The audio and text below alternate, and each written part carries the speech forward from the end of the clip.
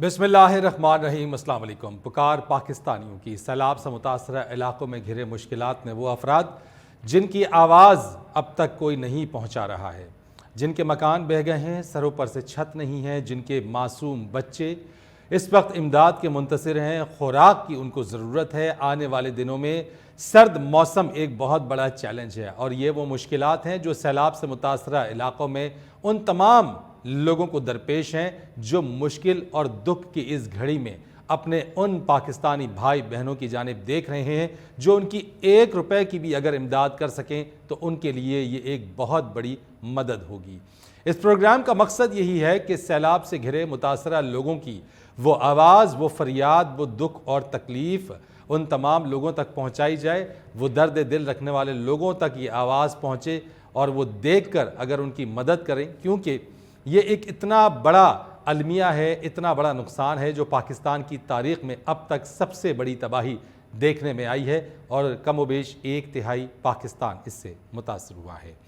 आज अपने इस प्रोग्राम के अंदर इससे पहले कि सैलाब से मुतासरा लोगों की वो आवाज़ आप तक पहुँचाएँ, जो मेहमान आज इस प्रोग्राम में शामिल होंगे उनमें अदीब हैं, शायर हैं, इफ्तिखार आरिफ साहब, वो हमारे साथ प्रोग्राम में मौजूद हैं। अस्सलाम वालेकुम और बहुत शुक्रिया सर, प्रोग्राम में आप हमारे साथ मौजूद हैं।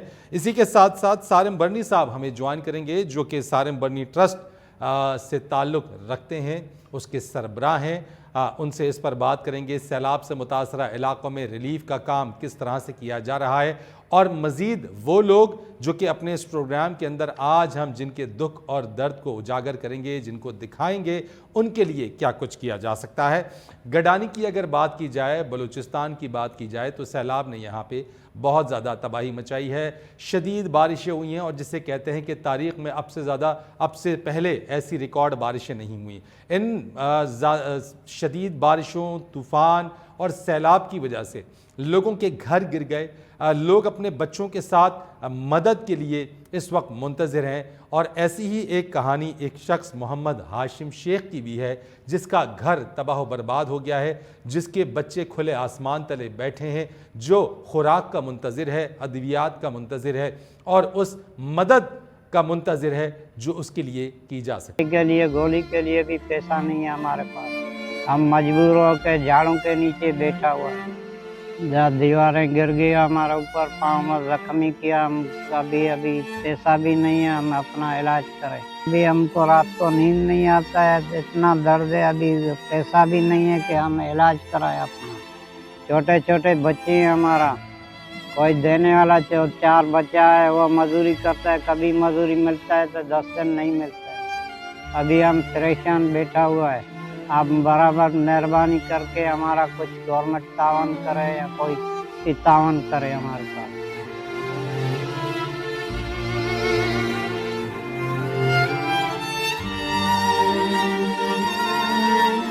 हाशिम तकलीफ में है, उनका पुरसाने हाल कोई नहीं।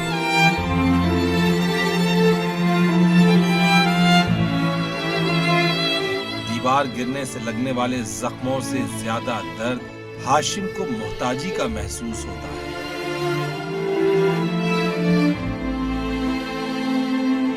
हाशिम की मदद को अब तक कोई ना पहुंच सका।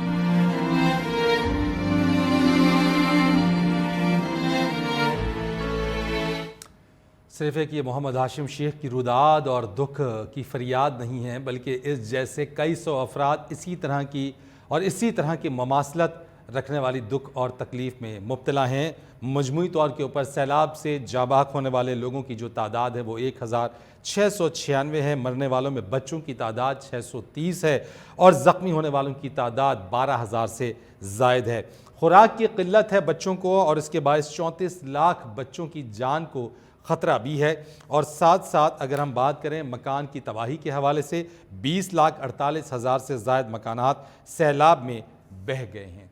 ये वो आदाद शुमार हैं जो रोज़ाना की बुनियाद के ऊपर नेशनल डिज़ास्टर मैनेजमेंट अथॉरिटी इसको अपडेट भी करता है और साथ ही साथ अक़वाम मुत्तहिदा और उसके जो दीगर पार्टनर्स हैं उनकी जानिब से भी कम व बेश इसी तरह के ही आदाद शुमार रोज़ाना की बुनियाद या हफ्तावार بنیاد پر بتائے جا رہے ہیں، اور یہی وجہ ہے اقوام متحدہ نے پاکستان میں جو سیلاب ہے اس کے اوپر سیلاب متاثرین کے لیے جو اپیل کی ہے اس میں 5 گنا اضافہ بھی کیا ہے۔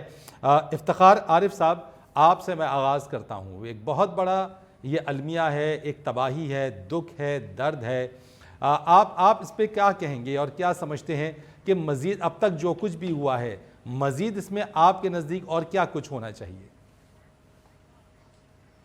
دیکھیں ابھی تو بہت کچھ کام روزانہ رہ گیا۔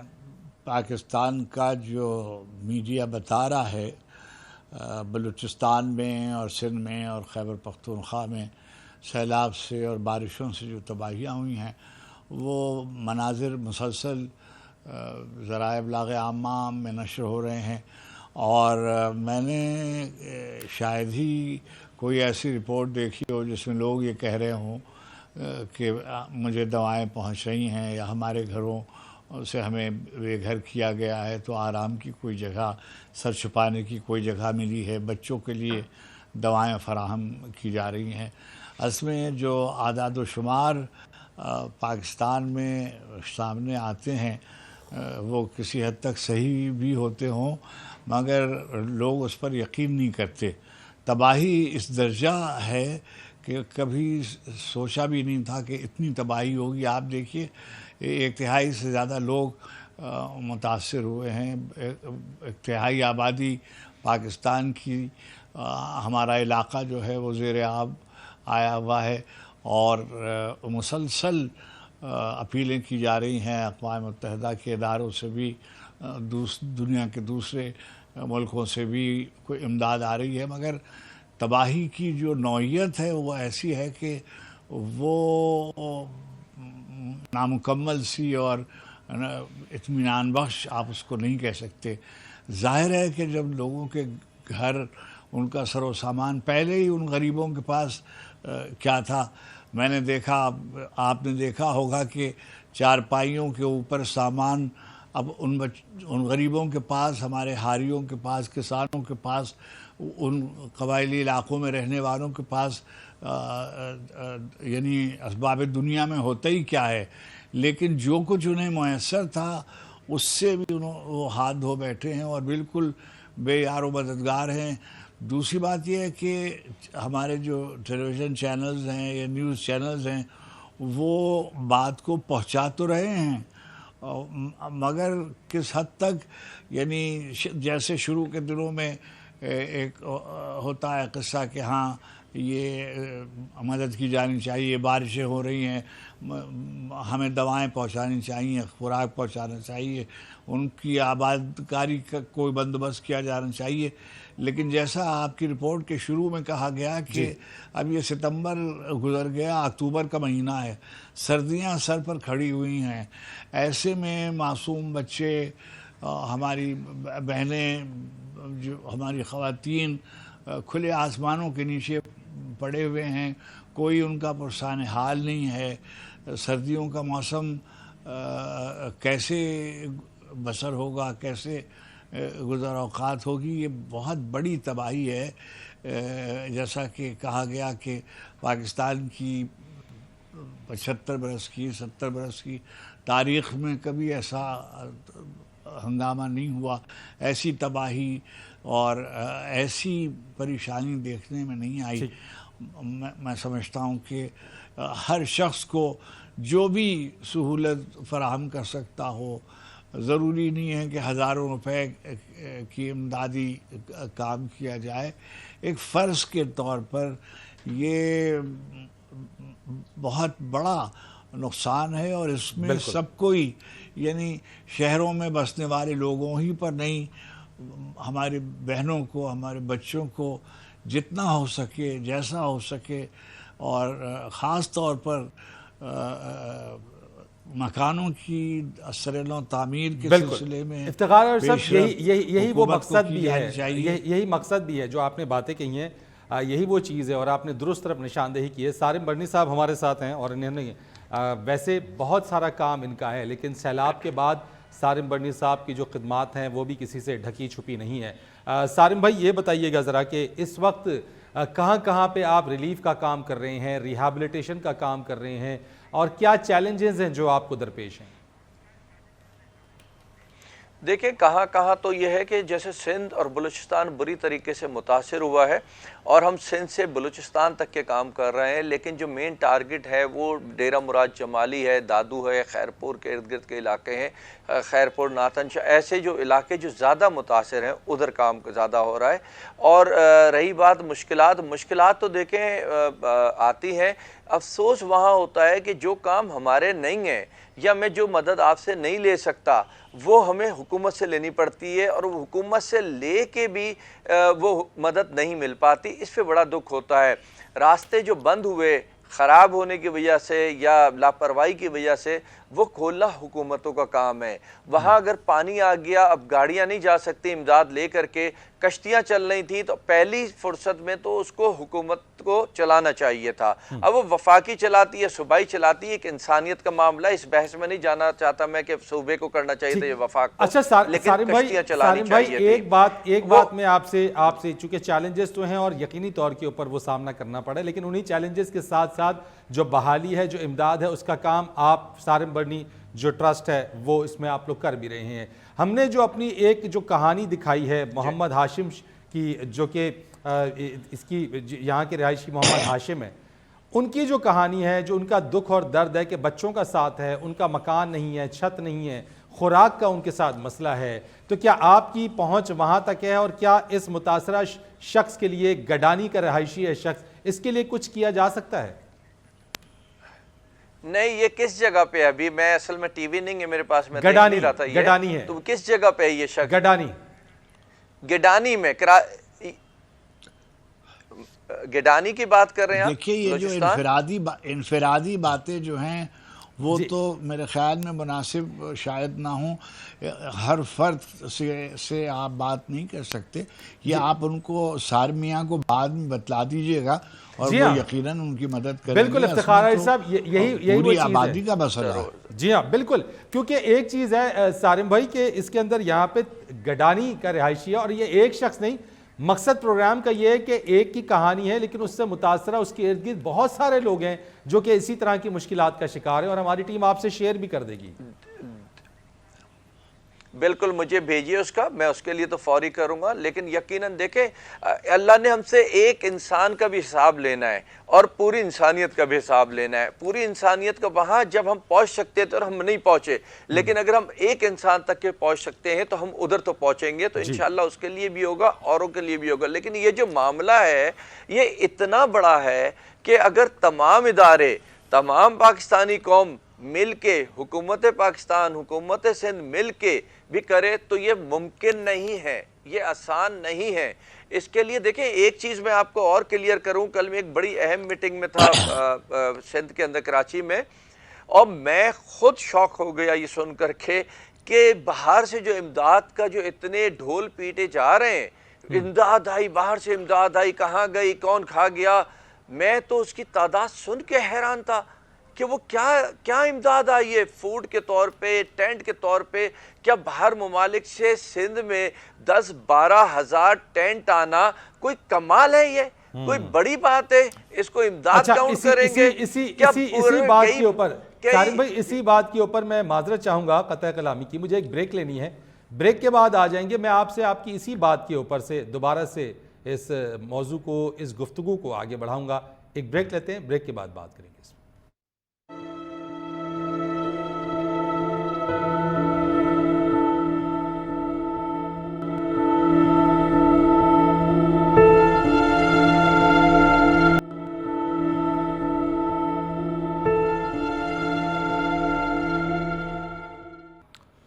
بات کریں گے جیکب آباد کی تحصیل گڑھی خیروں کی، جو کہ حالیہ بارشوں اور سیلاب کی وجہ سے بہت زیادہ متاثر ہوئی ہے، اور یہاں پہ بھی لوگوں کا جو مسئلہ ہے، جو لوگوں کا دکھ یا لوگوں کی جو تکلیف ہے کہ ان کا گھر بار باقی نہیں بچا ہے، مکان ان کے ٹوٹ گئے ہیں یا بہہ گئے ہیں، مویشی بہہ گئے ہیں، ذریعہ معاش کوئی باقی نہیں رہا ہے، اور جو امداد اور بحالی کا کام ہے وہ سست روی کا شکار ہے۔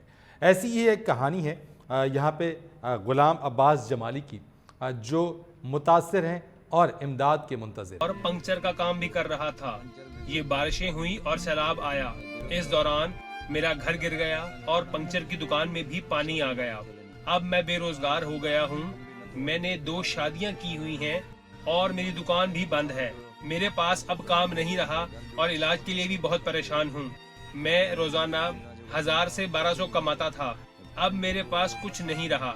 बारिशों और सैलाब के बाद दुकान भी बंद हो गई है और रोजगार भी नहीं मिल रहा। मेरे 9 बेटे हैं जिसमें 2 बड़े हैं लेकिन वो कमाने के काबिल नहीं हैं। 5 बेटियां हैं जिनमें 2 की शादी हो गई है।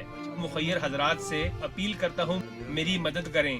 घर गिरा हुआ है, मिस्त्री को दिखाया, कह रहा है अब यह मकान किसी काम का नहीं, किसी वक्त भी मुकम्मल तौर पर गिर सकता है। कम जो नथी चाहिए वेन दे अंदर किरी पवंदो चाहिए।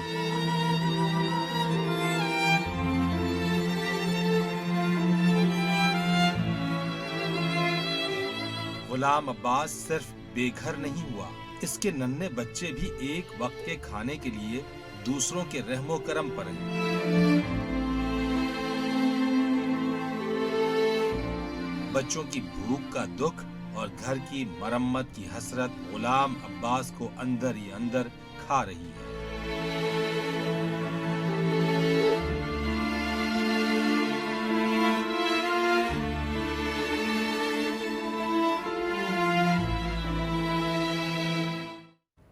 ऐसे बहुत सारे लोग हैं जिनके मकान इस वक्त तबाह बर्बाद हैं और उनके पास सर छुपाने को कोई ठिकाना नहीं है।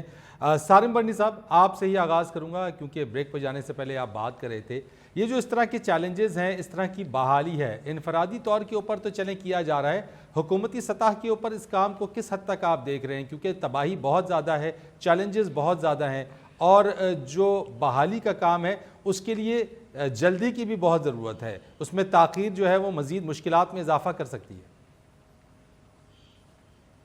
देखें, बिल्कुल सही कह रहे हैं। और हुकूमती सतह पे अगर मैं कहूँ तो देखें, मैं कोई सियासी आदमी तो नहीं कि किसी की मुखालफत करूँ या मैं ये कहूँ कि ये हुकूमत ऐसी है, जो पहले थी वो भी कोई कमाल नहीं थी, जो है ये भी कमाल नहीं, और अगर कोई आ जाएंगी तो वो भी कमाल नहीं होंगी, क्योंकि हमारा सिस्टम बिगड़ा हुआ है।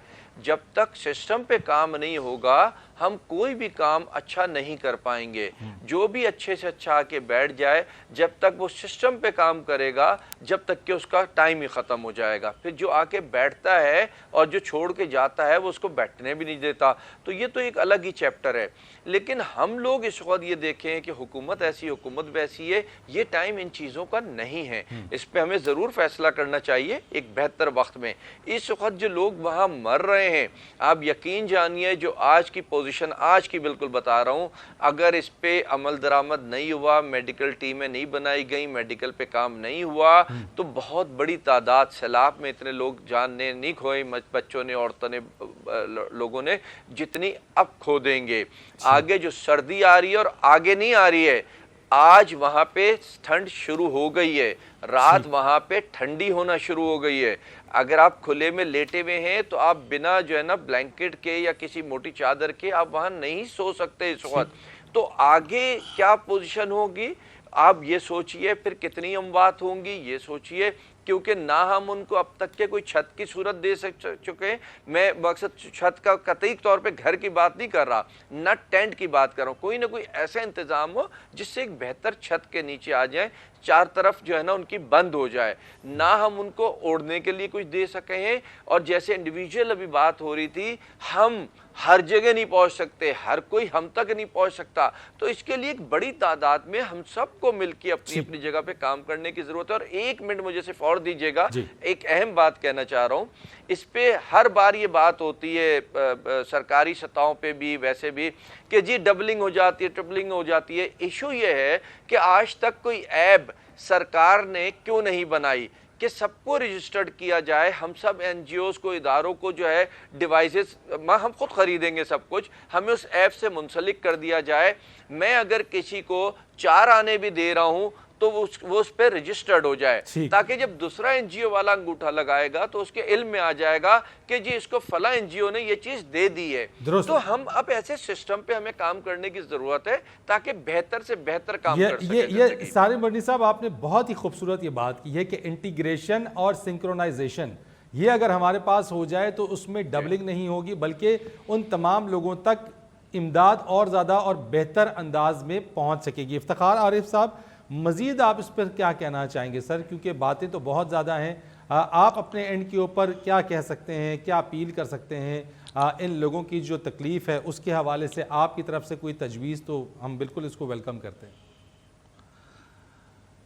دیکھیے، سب سے اہم بات تو یہی، جیسے کہا گیا، آپ نے بھی فرمایا، سارے بھی یہی کہہ رہے تھے، کوآرڈینیشن بھی ہو، ڈپلیکیشن سے بچا جا سکتا ہے۔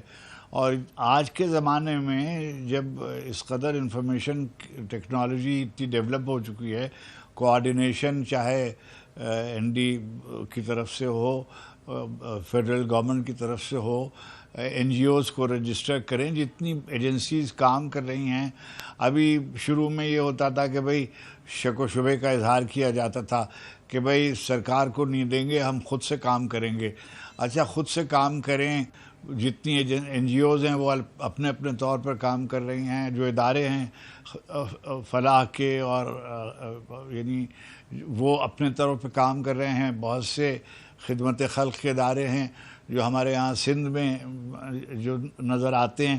مگر اصل بات یہی ہے کہ جتنی جلدی دوائیں فراہم کی جا سکیں، ان کے سر پر کسی طرح کی چھت فراہم کی جا سکے۔ ظاہر ہے نہ ہمارے پاس اتنے وسائل ہیں کہ ہر شخص کو فوری طور پر گھر بنا کے دینا شاید جلدی ممکن نہ ہو، لیکن کم از کم ان کے رہنے کے لیے کوئی تو سہولت ہو۔ یعنی میں دیکھتا ہوں رپورٹیں دی جاتی ہیں کہ لوگ کھلے آسمانوں کے نیچے ہیں۔ اب سردیوں میں، آج ہی میں کوئی دیکھ رہا تھا، اخبار کی رپورٹ تھی کہ اتنے ہزار بچے جو ہیں وہ زندگی کی بازی ہار جائیں گے۔ یعنی آپ بتائیے، 21ویں صدی میں ہم بیٹھے ہوئے ساری دنیا سے اپنی باتیں کر رہے ہوتے ہیں اور کنیکٹیویٹی کی باتیں کر رہے ہوتے ہیں، اور اس زمانے میں یہ باتیں ہو رہی ہیں کہ جو بنیادی ضرورت کی چیزیں جو ہیں، دوائیں، کھانا 2 وقت کا، سر پہ ایک چھت، خط غربت سے نیچے جانے کے خدشات کا اور اندیشے کا سیاسی نعرہ تو ہر صوبے میں لگایا جاتا ہے، مگر یہ کوئی نہیں دیکھ رہا کہ بھئی ترجیحات اس وقت جو ہیں اثر نو مرتب کریں اور بنیادی چیزیں تو ان کو فراہم کریں جو ان کا بنیادی زندگی کرنے کا حق ہے، وہی ان کو میسر نہیں ہے۔ نعرے بازی سے تو کچھ بھی نہیں ہوگا۔ بالکل ٹھیک ہو گیا۔ سالم بھنی صاحب، ویری شارٹ بتا دیں، بنیادی جو ضرورت کی چیزیں ہیں ان میں سے کیا کچھ ایسی چیزیں ہیں جو مزید ان تک پہنچائی جا سکتی ہیں؟ آپ ویری شارٹ 15 سیکنڈ میں بتا دیجیے گا۔ دیکھیں، سب سے پہلے تو ڈیفینیٹلی چھت چاہیے نا، کسی بھی شیپ میں وہ چھت ہو۔ دوسرا یہ کہ یقیناً کپڑے چاہیے، بہت ضروری ہیں۔ یہ لوگ جب نکلیں، بھاگیں تو سب کچھ چھوڑ کر کے نکلیں، نہ ان کے پاس کمبل ہے، نہ کپڑے ہیں، نہ جوتے۔ آپ یقین جانیں گے میں نے کتنا جوتا بانٹا ہے، میں آپ کو بتا نہیں سکتا، اور اب بھی جاتا ہوں تو ایسا لگتا ہے کسی کے بھی پاؤں میں جوتا نہیں ہے۔ بہت شکریہ آپ کا سالم بھنی صاحب۔ سر میں معذرت چاہوں گا بیکوز وقت ہمارے پاس کم ہے، مجھے بریک لینی ہے، اور آپ کا شکریہ بھی ادا کروں گا۔ افتخار علی صاحب، آپ کا بہت شکریہ۔ ایک وقفہ لیں گے اور وقفے کے بعد آئیں گے تو سیلاب سے متاثرہ علاقوں کے اندر مچھر کی جو افزائش ہے وہ بہت زیادہ ہو رہی ہے، اور یہ ایک بہت بڑا صحت کے لیے چیلنج بنتا جا رہا ہے۔ اس پر بات کریں گے ایک بریک کے بعد۔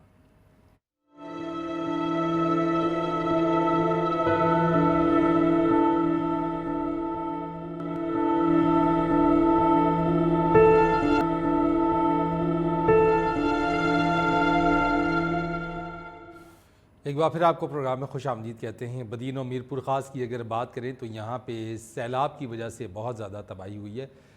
پانی کے نکاس نہ ہونے کی وجہ سے مچھروں کی افزائش اور اس سے پیدا ہونے والی جو بیماریاں ہیں وہ اس وقت بہت بڑا چیلنج بن گئی ہیں۔ نمائندہ نیوز بدین مرتضیٰ میمن ہمارے ساتھ ہیں، ان سے بات کرتے ہیں اور ان سے پوچھیں گے یہاں کے چیلنجز اور کیا اس نکاسی آپ کے حوالے سے کوئی کام ہو رہا ہے یا مچھروں کے خاتمے کے لیے کچھ اسپرے کیے جا رہے ہیں، یہ سب ان سے جانیں گے۔ مرتضیٰ، یہ بتائیے گا کہ کیا یہاں پہ نکاسی آب اس کا سلسلہ کوئی شروع ہوا ہے، اور ملیریا یا دیگر جو وبائی امراض ہیں اس میں کس حد تک اضافہ ہو رہا ہے؟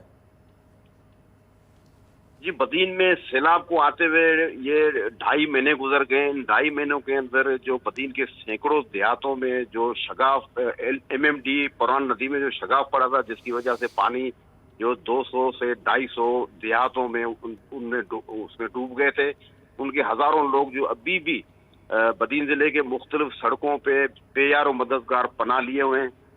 और मैं आपको बताऊं कि 2.5 महीने गुजरने के बाद भी हुकूमत की तरफ से उन गांवों में, उन देहातों से कोई पानी की निकास का कोई भी जो है बंदोबस्त नहीं किया गया है।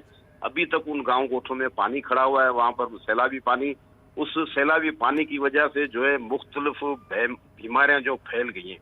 अभी जो हमें एजाज और शुमार मिले सिर्फ DHQ इंडस अस्पताल से, उसमें उन्होंने ये बताया है कि अब तक 968 मलेरिया के मरीज और 116 डेंगू और 288 जो है गैस्ट्रो की बीमारी में मुब्तला मरीज वहां पर रजिस्टर हुए हैं। बाकी बदीन जिले की दूसरी सरकारी और निजी हॉस्पिटलों में जो है इस वक्त और भी ज्यादा मरीज वहां पर जो है अस्पतालों में हैं। लेकिन हुकूमत सिंध की तरफ से, बदीन जिले की इंतजामिया की तरफ से ये लोग जो बैठे हुए हैं, इनकी कोई भी अभी तक इनकी जो बहाली के लिए कोई भी इकदाम नहीं किए गए हैं। और मैं आपको ये भी बताऊं कि ये जो मुतासरीन मुख्तलिफ सड़कों पे अपनी मदद आपके तहत बैठे हुए, कुछ लोग ऐसे हैं जो 6-7 खेमा बस्ती सरकार की तरफ से लगी उसमें बैठे हुए हैं, लेकिन उनको कोई भी पानी की, पीने के पानी की सहूलत नहीं है। वहाँ पर इनको ग़िज़ाई जो है वो कोई भी इमदाद नहीं की जा रही है। वहाँ पर कोई तिबी सहूलियात वहाँ पर नहीं है। और मैं आपको बताऊं कि बदीन से 1 MNA पीपल्स पार्टी का है, 4 MP हैं, और इस वक्त सिंध काबीना में 1 सूबाई वजीर और 3 मुशीर हैं। लेकिन 2.5 महीने के अंदर वो अभी तक किसी मुतासरा इलाके में, गांव में, या जो ये लोग बैठे हुए मुतासरीन जो उनके वोटर हैं, उनकी तरफ वो 1 घंटे के लिए भी उनके पास नहीं आए। अभी सर्दी की आमद है, उस वजह से इनको इनकी मुश्किलात में मजीद इजाफा होगा। तो मच्छरों के खात्मे के लिए कोई स्प्रे, कोई चीज़ की जा रही है यहाँ पे या नहीं? नहीं, कोई भी स्प्रे का जो है अरेंजमेंट यहाँ पर नहीं है, न स्प्रे किया जा रहा है। और मच्छरदानियाँ जो ये इंतजामिया बार बार और सिंध गवर्नमेंट ये बता रही है कि 30,000 मच्छरदानियाँ हमने बदीन में जो है तकसीम किए हैं।